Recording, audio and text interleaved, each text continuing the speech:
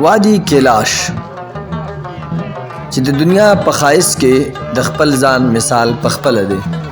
چترال چې په نوم اورېدو سره یې د خلکو ذهنونو ته لوړ غرونه او ښکلي ژوند راځي.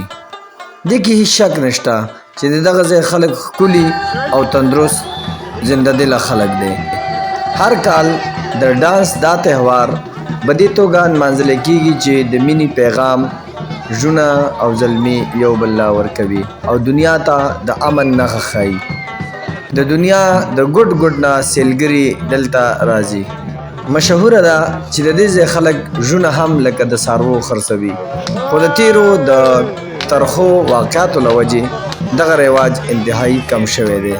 د دغه ځای د خلکو د وینا مطابق چې د دې ځینې ژوند خلکو د لاهور هیره منډۍ او دوبۍ ځینو داسې ځایونو ته استولې وې چې هلته هغې استعمال غلط کېده.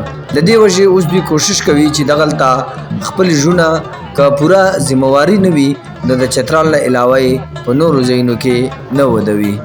د دې ځای مشران وایي چې د غربت له وجې به موږ په 100,000 روپۍ باندې خپله پیغله په دې غرض خرڅوله چې دا به هم د خپل کور خاوند شي.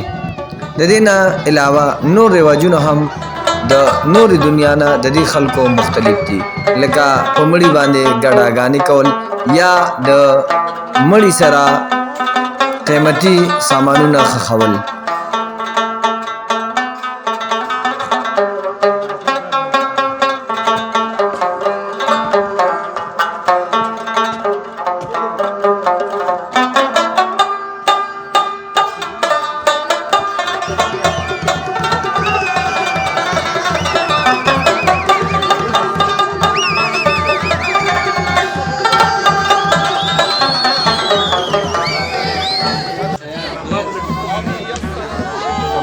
क्या हाल है?